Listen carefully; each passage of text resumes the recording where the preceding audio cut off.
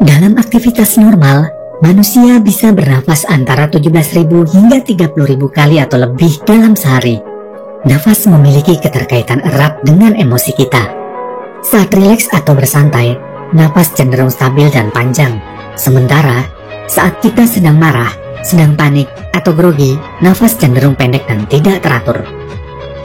Jika emosi dapat menentukan nafas, maka dengan mengatur nafas, seharusnya juga dapat mengendalikan emosi kita.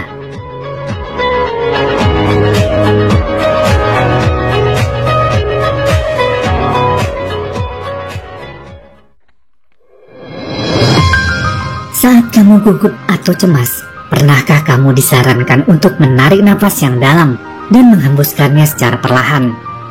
Semakin lama kamu menghirup nafas dalam secara perlahan, semakin lambat detak jantung dan kamu akan semakin tenang. Saat cemas, kita cenderung mengambil nafas pendek dan cepat yang menyebabkan gangguan pada kadar oksigen dan karbon dioksida dalam tubuh dan mengakibatkan peningkatan detak jantung, pusing, ketegangan otot, dan sensasi fisik lainnya. Darah tidak dapat teroksigenasi dengan baik dan menandakan respon stres yang berkontribusi pada kecemasan dan serangan panik. Ketika seseorang panik, maka saraf simpatik akan terstimulasi mendorong produksi hormon stres kortisol dalam respon tubuh kita. Untuk melawannya, terdapat sistem saraf bernama parasimpatik yang bisa terpicu ketika seseorang menarik nafas yang panjang.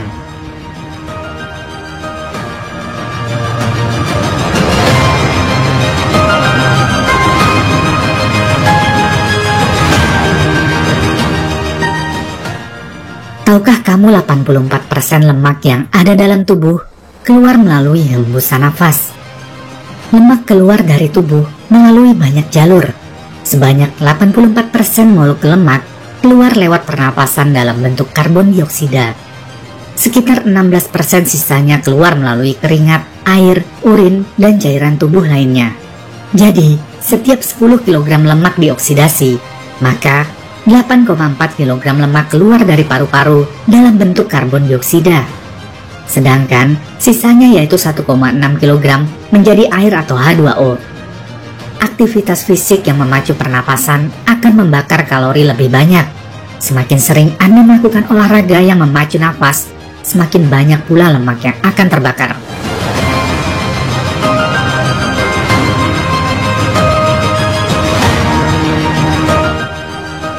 Pernafasan mulut terjadi saat kamu menghirup dan menghembuskan nafas melalui mulut dan bukan melalui hidung. Dalam jangka pendek, bernafas melalui mulut bisa menyebabkan mulut kering, nafas menjadi bau, dan membuat tidur kurang nyenyak. Dan jika kamu terus-menerus bernafas melalui mulut, hal tersebut bisa memicu penyakit yang lebih parah dan membahayakan kesehatan. Ketika menghirup udara melalui hidung, maka oksigen akan melewati selaput lendir ke dalam sinus dan menghasilkan oksida nitrat yang dibutuhkan tubuh. Saat bernafas melalui mulut, darah sebenarnya tidak mendapatkan semua oksigen yang diperlukan untuk berfungsi dengan baik. Bernafas melalui mulut sering menjadi akar penyebab masalah kesehatan dan perilaku yang sering diabaikan, terutama pada anak usia sekolah. Anak-anak yang sering bernafas melalui mulut cenderung cepat merasa lelah, mudah marah, serta tidak bisa berkonsentrasi di sekolah. Terlebih, udara yang masuk melalui mulut tidak disaring dengan baik, seperti halnya udara yang melalui hidung, sehingga penderita lebih rentan terkena infeksi.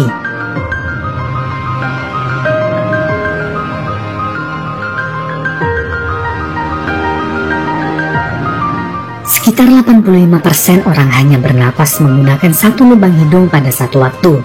Menariknya, lubang hidung akan secara otomatis bergantian bernapas dalam waktu 4 jam. Jika 4 jam pertama kita bernafas menggunakan lubang hidung sebelah kiri, setelah 4 jam, secara otomatis kita akan bernafas menggunakan lubang hidung sebelah kanan. Sebuah riset pada tahun 1988 menemukan bahwa bernafas melalui lubang hidung kanan secara signifikan meningkatkan kadar glukosa darah, sedangkan bernafas dengan lubang hidung kiri memiliki efek sebaliknya. Saat Anda bernafas melalui lubang hidung sebelah kanan, Anda akan menggunakan oksigen lebih banyak dibanding bernafas melalui lubang hidung kiri. Kemudian, riset lain yang terbit pada tahun 1994 menunjukkan bahwa ketika kita bernafas dengan lubang hidung sebelah kiri, otak kanan akan lebih aktif atau dominan. Hal sebaliknya terjadi ketika kita bernafas dengan lubang hidung sebelah kanan.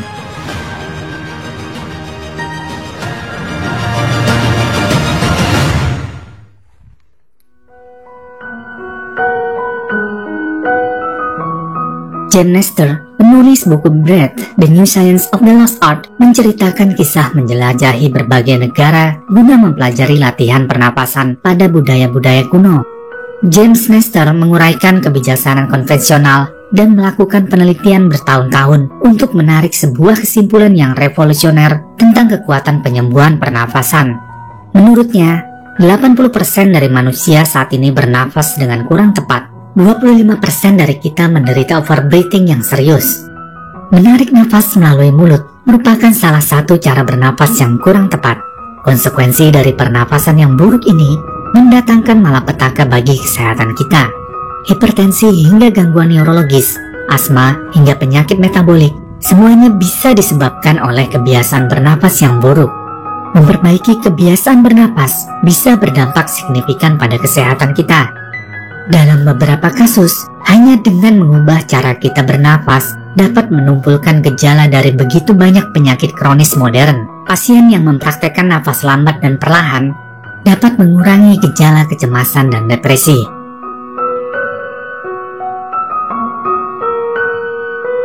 Manusia saat ini cenderung bernafas berlebihan. Frekuensi 12-20 napas per menit dengan rata-rata udara sekitar 0,5 liter per napas. Hal itu dianggap normal saat ini. Padahal, itu merupakan angka yang hampir 2 kali lipat dari pernapasan yang seharusnya. Terlalu banyak bernapas dapat meningkatkan tekanan darah, membebani jantung, dan membuat sistem saraf gampang stres. James Nestor memberikan sebuah fakta yang menarik, di mana hewan yang berumur panjang merupakan hewan yang memiliki detak jantung yang lambat, yang mana detak jantung lambat berkaitan erat dengan pernapasan yang lambat. Contohnya, gajah memiliki umur yang panjang, di mana gajah hanya mengambil 4-5 napas per menit. Buaya mengambil 1 napas per menit. Sementara, hewan seperti anjing, kucing, dan tikus mengambil lebih banyak napas per menit. Namun, hidup mereka jauh lebih pendek daripada gajah dan buaya. Manusia berada di antara dua jenis hewan tadi untuk kecepatan nafas dan masa hidup. James Nestor telah mencoba berbagai teknik pernapasan yang berbeda selama bertahun-tahun. Teknik terbaik akan sangat tergantung pada situasi dan kondisi seseorang. Misal saat berolahraga, bersantai, atau mencoba untuk tidur. Terdapat beberapa teknik bernapas yang dia temukan lebih efektif. Salah satunya adalah pernapasan simetris. Dia merekomendasikan untuk menghirup nafas selama 5,5 detik, lalu menghembuskannya selama 5,5 detik. Ini berarti sekitar 5,5 nafas per menit. Artinya, ada 5,5 liter udara yang masuk dalam tubuh. Bernafas bukan sekedar menghirup dan membuang udara. Bernafas yang sehat harus menghirup udara dari hidung secara perlahan dan mengeluarkannya dari mulut secara perlahan. Pada hidung, terdapat silia yang memiliki struktur seperti rambut yang membantu memurnikan udara dari polusi, bakteri, dan lain sebagainya sebelum mencapai paru-paru. Saluran nafas hidung yang di dalamnya terdapat cairan juga membantu untuk melembabkan udara, untuk menghindari iritasi, dan bernapas melalui mulut tidak memberikan fungsi penyaringan dan pelembapan udara seperti itu. Dengan bernapas lebih dalam merupakan cara yang efektif untuk menurunkan atau mengelola stres secara instan dan alami.